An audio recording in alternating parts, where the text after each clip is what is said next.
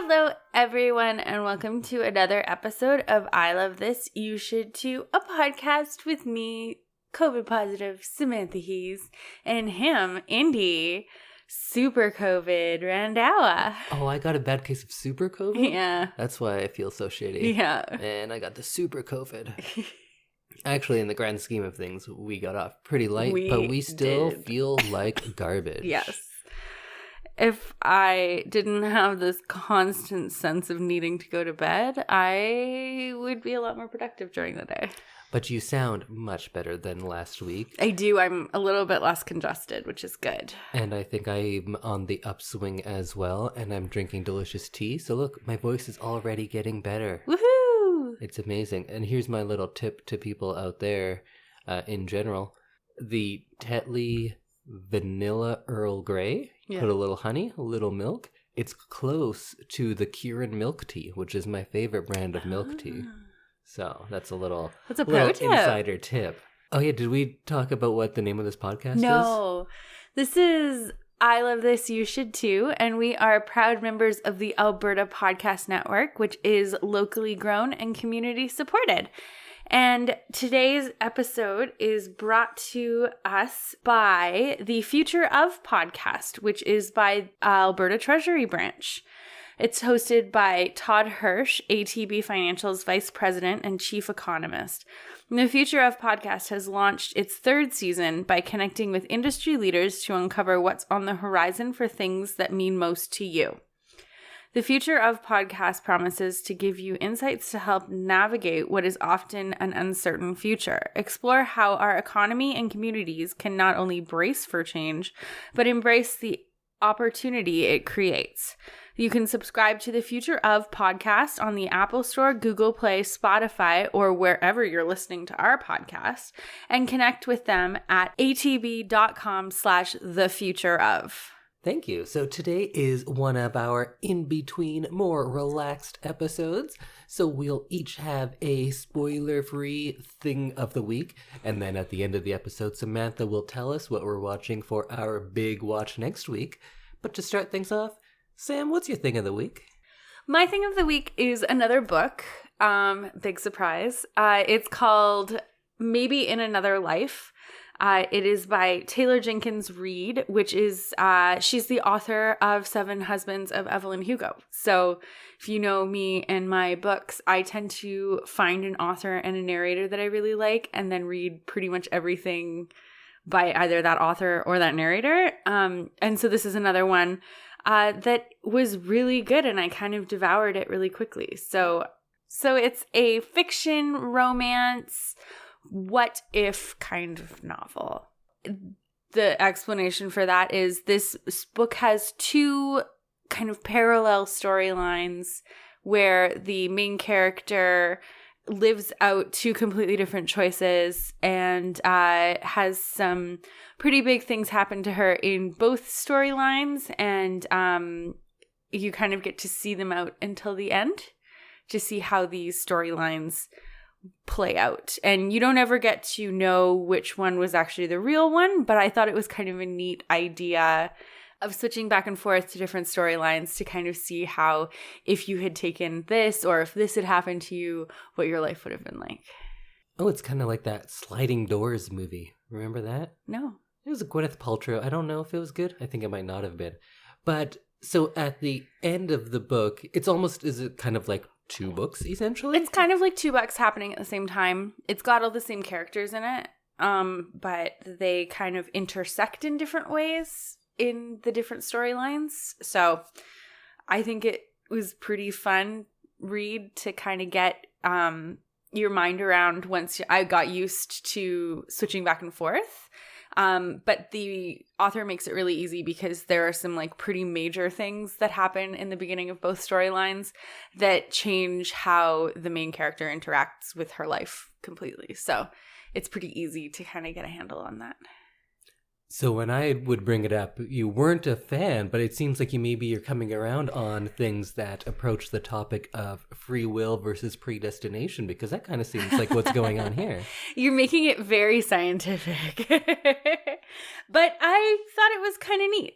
I thought that's an interesting thing to think about and just to think about like a point in your life where you weren't quite sure what you were going to do. And then if you had gone one way, what would it have been like? Right. And if you'd gone the other way, what would it have been like? So does this get into that idea by perhaps the characters making very different choices, but then some of the same things happening, and then kind of getting into the idea of like, well, this was kind of destined to happen almost? Yeah, you definitely get some of that at the end. And there's a few things that stay true throughout like the entire thing, the entire book. So it's kind of neat to see that, like what would have happened anyway, no matter what storyline, and what would have happened because these 6 things happened first. Can you give us any insight into what some of the subject matter in either of these 2 stories is? Yeah, so the story like kind of hinges around 29-year-old Hannah, who doesn't really know what she wants to do with her life. She's kind of lived in different cities, held a lot of like really random jobs, and hasn't really settled or figured out what she wants to do when she grows up, which is a feeling I know well. Yep, me too. She moves back to Los Angeles and moves in with her best friend, Gabby, and her husband.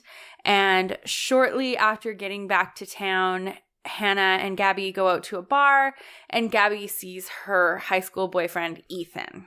And then this is where the stories kind of diverge. Oh, is it kind of like a classic if we get back together and then if we don't sort of thing? So it's a classic if she stays at the bar with Ethan and continues drinking and goes home with him, this is the storyline. Right. If she goes home with Gabby and her husband, this is the storyline. And so that's where the 2 things kind of diverge. And so what I found really interesting was the staying with Ethan at the bar choice wasn't as like dangerous as you'd think that choice would be. It was actually the other choice that was more dangerous. Oh. And changed her life like quite significantly. So I don't want to give any more away because it kind of ruins the book then. Right.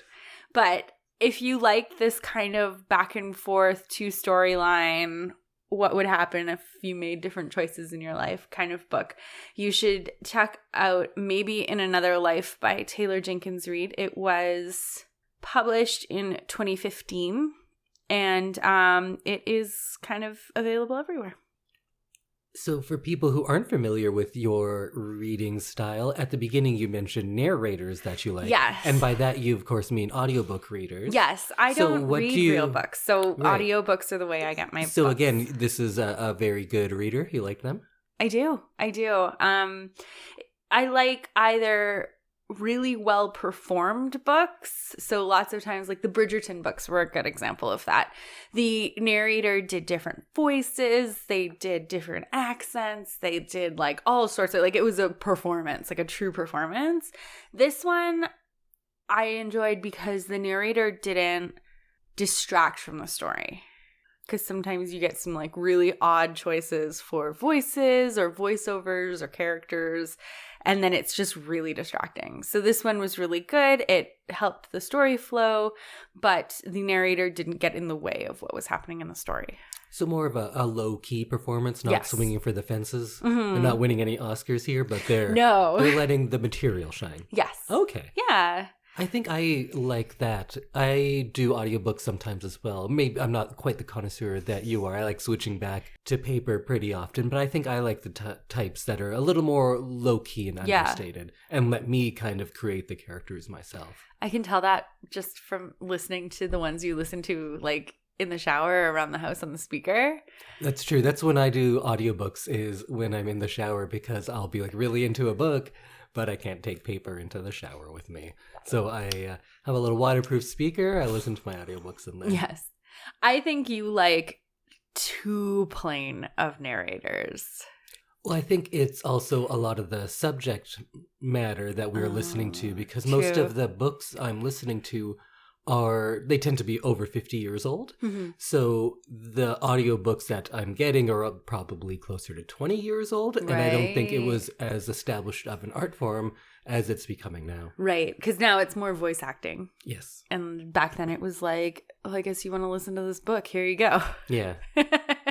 Here's 7 CDs. Oh, yeah, more than that. Yeah. You do like a long book. So, Indy, speaking of long books, what is your thing of the week? It is not a long book at all. It's not long. It's not even old. It's not obscure. It's super popular and current. What? Who are you? Are you me? So my thing of the week is the television series Ted Lasso. So I didn't actually realize how popular it was. I watched it just based on the recommendation of my friend Oliver because he knows the score, so he told me you have to watch it. So I watched it. And only after watching it and loving it, I realized that it just kind of like swept the Emmys. Yeah. I did not know that. Oh yeah, no, Ted Lasso won everything. Because I don't care for award shows. They tend to be real dumb. But in this case, wow, the Emmy sure nailed it. The show's great. Oh, momentarily pro award show. This particular time, yeah. So the premise of this show is there is an American football coach named Ted Lasso, who is played by Jason Sudeikis, who I'd enjoy in a lot of things. I think he's I very love good. Jason Sudeikis. He's kind of the next wave of Paul Rudd to me in a lot of ways. He often played that kind of character. But it starts off like a really typical sitcom because it's kind of it's a silly premise and it has a lot of typical sitcom tropes. So the premise is that he is hired by an English Premiership football team, like soccer football, for us North Americans.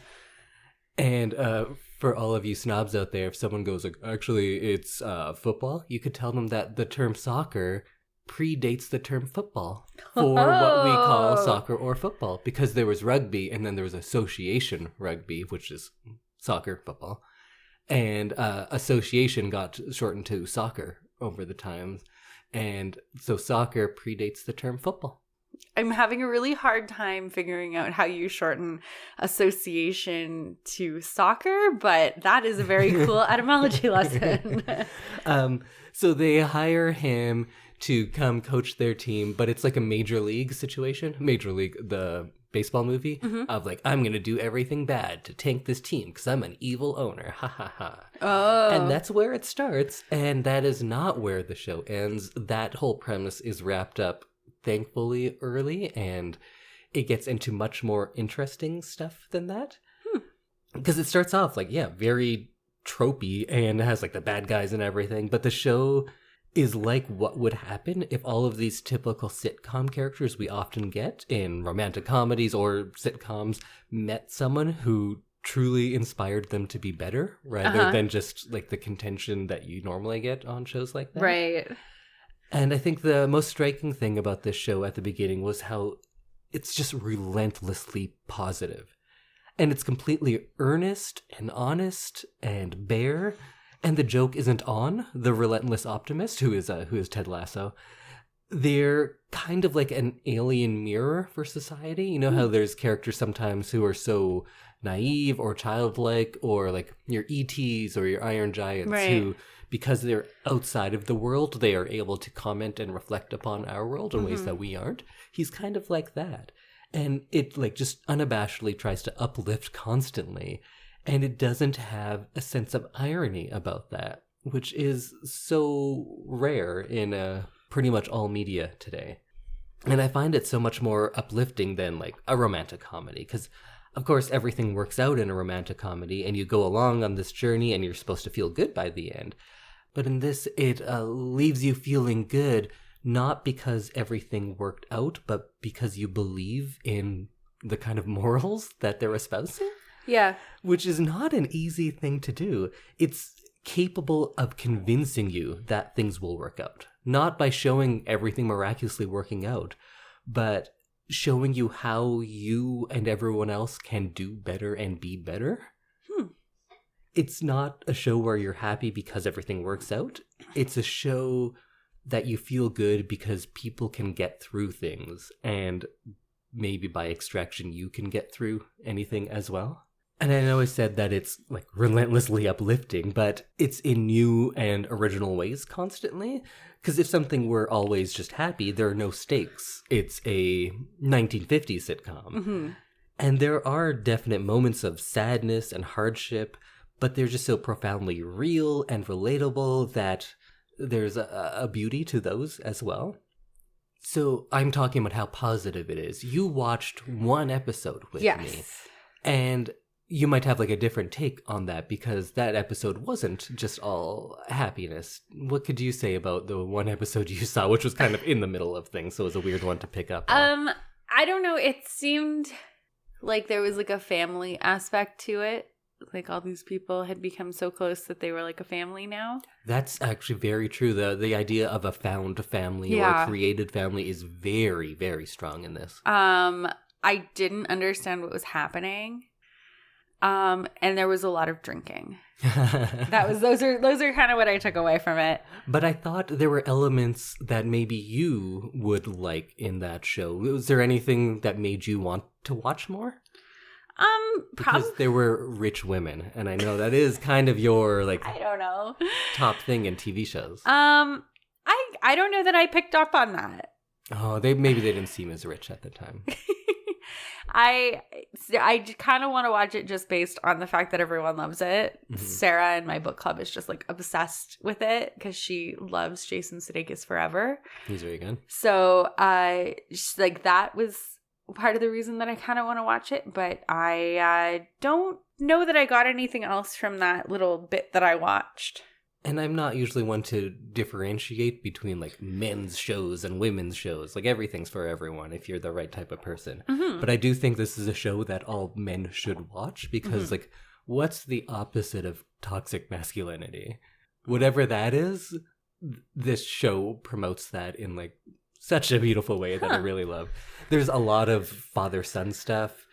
And just like men being vulnerable in relationships, I really like because it's based on this soccer team. There's sequences where one of them is on like a dating app and all of them gather around and are like cheering and are so happy when like he gets a response, things like that. Or that's kind of a very small part of it, but it also kind of exemplifies the bonding that these guys go through and male relationships that you don't tend to see on screen. Also, like female relationships that you don't tend to see on screen because there's two very beautiful, powerful women and they meet and they get along great. It's not a competition. They realize they have so much in common. And then one of the characters, her best friend, her old best friend comes in and you're like, oh, the new best friend and the old best friend, they're going to clash. No, of course they have the same mutual friend, so they share a lot in common and they love each other. And yeah, why wouldn't they? That's awesome. They just like celebrate what they have similarly and add their differences and they get along and it's fun. That's so cool. It also deals with therapy a lot because maybe in the second season, there's only 2 seasons out thus far. There will be a third coming.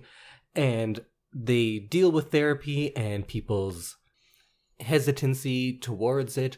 But the show itself is therapy. It's very therapeutic because they walk through a lot of the ideals that a therapist would probably talk with a person about, and not just the therapist character, but just the themes of the show. Right.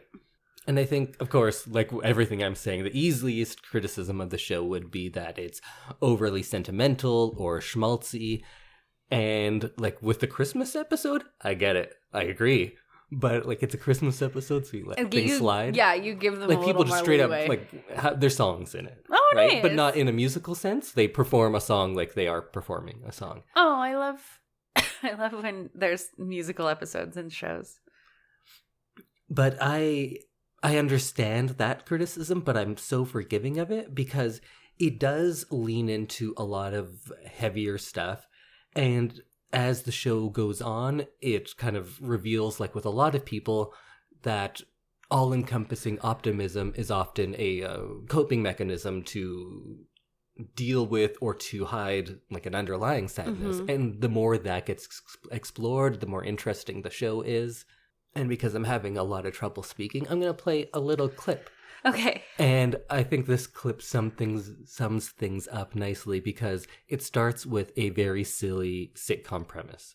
And I don't think I'm spoiling anything to say that. So the premise of this is it's at the press conference after a game, and during the game, one of the players kicked a ball and it hit and killed a dog. What? And like that's a silly sitcom-y thing. Yeah. And then the reporter asks about it, and this is the response that Ted Lasso gives. I was wondering if you had any comments on Earl, the dog Danny Rojas killed today. Well, when I was 3 years old, I got attacked by our neighbor's dog. I don't remember it happening, but my mother said it was pretty scary, you know. I do remember being afraid of dogs while growing up, though. Like if I was at a friend's house for a sleepover or something, they'd have to keep their family dog outside, otherwise I'd bawl my eyes out. Then in high school, our neighbor, Mr. Grady, well, his wife passed away. And he was real sad about that, as you can imagine. And he just kind of stopped taking care of their dog. Same one that bit me. His name was Hank. And so I started looking after him, you know, feeding him, taking him on walks, playing fetch, all that fun stuff. Eventually, Mr. Grady's son moved his dad into a nursing home, and he asked if I wanted to keep Hank, and I was like, yeah, heck yeah. And then a year or so after that, we had to put Hank to sleep. It's funny to think about the things in your life that can make you cry. Just knowing that they existed can then become the same thing that make you cry knowing that they're now gone.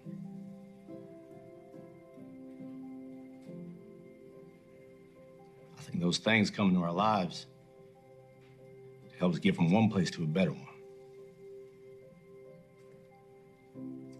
And I hope we helped Earl do just that. We're gonna miss him around here a whole bunch. I like this little clip because it has a few things that are great about the show. It starts off with a very silly premise. Mm-hmm. And then it gets into this speech that you heard. And I think if you're not familiar with the show and you're listening to that out of context, it could be like too much. It's a little in your face with how like it's a speech, it's a soliloquy, and we're not used to seeing that in just sitcoms. Right. But if you're willing to just let it go and listen to it, it's quite beautiful and well written. And then there's another level because once you're familiar with the show, you realize how that little speech is a metaphor for some of the characters and what they're going through currently. And then the next thing that's going to happen after this, it cuts to the guy who killed the dog accidentally is in the shower, just kind of like weeping and praying to God. So it like has those flashes of just normal, more straight up sitcom humor as well. It seems like a very well-rounded show. I like it a lot. I liked that little bit. They have a bit where they take Allen Iverson's practice speech, which I'll link to in the show notes, but if you know it, you know it, and if you don't know it, you probably don't care. But he does a word-for-word reenactment of the speech that Allen Iverson, of course, the great basketball player, gave when asked about practice. Not a game. Not a game. Practice. We're talking about practice. And anytime anyone uses the word practice, I always have to respond with, not a game. Not a game. Practice. And he does it, but it's like a joke because he's taking this very famous, funny press conference bit, but then they actually turned it into something great. And that was a great moment. I also love that there's a character who struggles with crippling panic attacks and then does a good job of being very enthusiastic at work and never mentions it because like I have very bad panic attacks. But I love that there's a good variety of English accents because we always kind of see the same three. That like perfect British accent. You get that or you get Cockney. Yeah, or like really unrefined. And there's a good variety, and I love listening to the different football players in this and like knowing where they're from. That's kind of fun. And I'm sure, I never read any reviews of this, but I'm sure there's a bunch that say like, well, Ted Lasso is a show that can save us through these dark times. And yeah, sure, maybe, but I think that's reductive and lazy. But what I will say is, even through its darker second half of the second season, is that maybe it's not like the thing that's going to save you, but it celebrates figuring out how to save yourself with help, perhaps. Cool. So either way, It's funny how, like, in all the movies, I always have, like, the dark take, and you're like, oh, you're so negative. But then everything I bring up is, like, positivity. Yeah. I think love maybe it. I just don't have the middle ground. It's like, I like one or the other. Yeah. I like nihilism or eternal optimism. I don't like in the middle. It's a little bit of everything. Yeah. So this is available on Apple TV, which I only learned was a thing after starting to watch this show. And I guess they're doing some good work. And I think there's some other good shows out there. I'm not familiar with any of them. But there are 2 seasons of Ted Lasso that you can check out now, and a 3rd on the way. And I'm very excited for that 3rd season because it is, well, now that so many shows that I like are no longer being produced, it might be my favorite current show. Yeah, pandemic, we lost a lot of good shows. We did. We lost a lot. We lost a lot. We lost a lot. But luckily, Ted Lasso is there to bring up the middle. Yeah. Well, before we get into Samantha's pick, let's thank our second sponsor, Pod Power. And with Pod Power, our sponsors are making it possible for us to amplify the voices of Albertans and Alberta podcasters. This episode, the Edmonton Community Foundation is helping us give a Pod Power shout out to, well, you know where I'm going to go with this. I'm going to be very self-serving and serving of the community. Shout out to yourself? Yes, and give a shout out to Overdue Finds. That's Finds with a D. And Overdue Finds is an Edmonton Public Library podcast.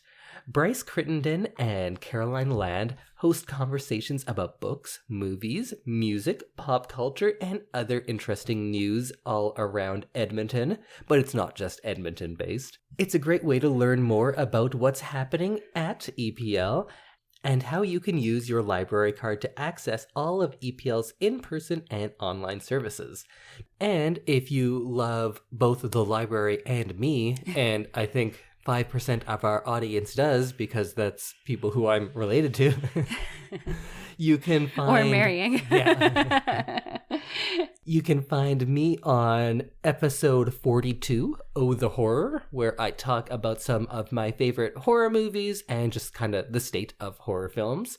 And more recently on episode 98, if you're still not done with Christmas and you want to hear a discussion about It's a Wonderful Life, although I do kind of talk about The Shining in that as well. I kind of jammed that in there a little bit. And if you're sick of me, there are so many other episodes you can listen to, and you can find that wherever you're listening to us right now. Or you can head to epl.ca/podcast and listen to more Overdue Finds. Awesome. Well, that brings us to the end of the episode, where Samantha will let us know what we're watching for our big watch next week. Sam, what do you got for us? Well, remember last week? I do remember last week. Actually, vaguely. I vaguely remember last week. Because I legitimately lost 2 full days in COVID fever. Oh, yeah. Yeah. I'm right with you there. So the movie we did last week, Vampire, semi-love story. Let the Right One In. A great movie, or very good if you ask Samantha. So I thought 2008 was apparently a great year for vampire content. So No, it's just the one. Oh, okay. Then there was some other garbage, which I know where things are going now. So I saw this movie when it came out, and I remember thinking it was kind of dumb, but it was... Wait, you thought it was dumb then? Yeah. And you think it's going to be better now? I don't know. I enjoyed it. I'd like to see and tear this one apart with you. Yes. If you will come along on this journey with me. Oh, you know I will. So we will be watching the 2008 film starring Kristen Stewart and Robert Pattinson as Bella and Edward, the doomed romantic couple of Twilight. Are they doomed? I don't know. I thought they get together and it's like, okay, and then they're in love. Well, he's 108. Yeah, but to them in this movie, I believe that's like cool. Yeah. Like if you date a 25-year-old in high school, that's gross. But if you date a 108-year-old, it's cool. I don't know. Maybe it'll be good. Yeah, maybe. It's possible. I feel like everyone knows something about Twilight. What do you know about Twilight? So I've seen parts of one of the movies. I don't know which one because there are 4? 5. 5, wow. Okay. There's 4 books. The last one was split in half. Right. Harry Potter style. Harry Pottered. I know that Pattinson is a great actor. He's fantastic. I have seen other movies with him, and I think he's very talented. What was it, The Lighthouse? Lighthouse was great. Yeah. Like, he does actual acting. Yes. And what's the Kristen Stewart? Is Kristen the other one? Stewart, yeah. So she has won some very prestigious awards and is known to be very good. But things like Personal Shopper, which are the ones like the more artsy movies that she gets great reviews for, I actually didn't care for. I saw Personal Shopper and I didn't care for it either. And she's done some straight up garbage as well. Yeah. So I'm not sure about her. I know a lot of people say like, oh no, she is actually great. She just does half garbage and half good stuff, like Alan Cumming.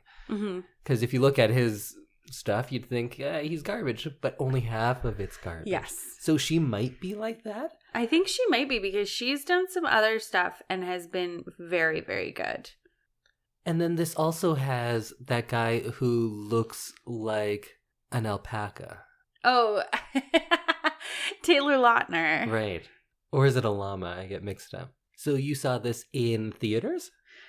I might have, and I'm a little embarrassed to admit that. Well, I think you're in the majority because it did very, very well It was box office wise. huge, and it was the most purchased DVD in 2009. What a time to be alive. Yeah, Let the Right One In, I think was probably second. I think it was I'm pretty second. sure. Yeah, it was the second most purchased DVD in 2009. That sounds about right. Yeah. So I guess when I was answering what I know about it, I know they're in it. I know he's a creepy old vampire, but it's cool because he's good looking. And he looks 17, apparently. Yeah, which he also does not look 17. No, neither of them look 17. I know that the vampires sparkle in this rather than bursting into flames like they do in Let the Right One In. Yeah. Which is, I don't know, I guess fun in a different way. I know that there's baseball in one of them. That's one scene I've seen, and it was ridiculous, and I loved it. You love baseball, too, so... I don't love baseball. Oh. I think baseball has the best movies of any sport. Oh, okay, so you don't love baseball. I like playing baseball. Watching an entire baseball game, I could not do it. It's very boring. Yeah. I like going, if I were there, because then it's kind of like a fun thing Yes, to do. like live sports are great because you have the atmosphere and the other fans. And at baseball games, they know that baseball is boring, so there's lots of things going on. Yes. And then I assume, I actually don't know these things, but I assume it's going to be that she doesn't know he's a vampire, and then they kind of fall in love, and then he trusts her with the secret, and then there's going to be like does he have a family or a clan? Vampires often have clans. They'll say like, no, you can't be with her. She's immortal. And then maybe she has a family hopefully she has someone telling her like, don't be with him because he's a vampire and fucking 100 years old. That's gross. You're a teenager. Go to university maybe. Try university. Work abroad. Do something else. There's a lot more things you could do to make yourself worldly than dating a elderly man.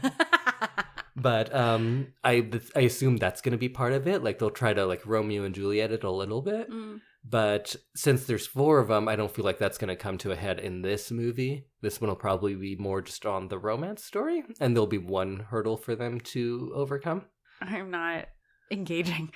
Okay. So I don't give anything away. Oh yeah, you don't want to spoil Twilight. Yeah.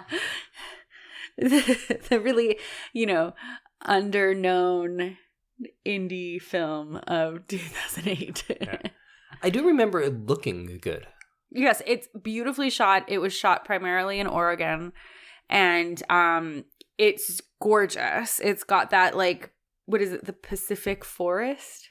Yeah, Pacific Northwest. Yeah, like it's got that spent a lot of time in those green, like mossy. I don't want to say damp because that sounds gross, but like dampness to it. But there are literal rainforests. Yeah, so it's beautiful in the way that they shoot it, and they do a really good job of using like light and color and just the natural beauty of what surrounds them in Oregon.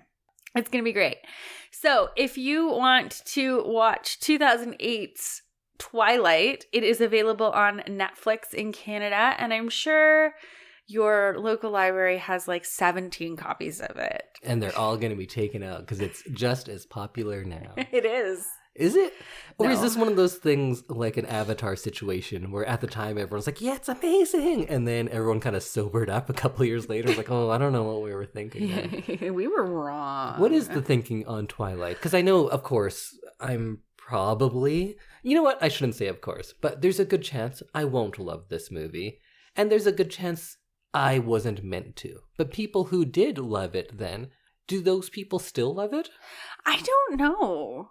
I mostly read the Twilight books so that I could have an opinion on what people I knew were talking about. Like, I more read them just because. Wait, how old were you when this came out? In 2008, I was... You were 20. 20.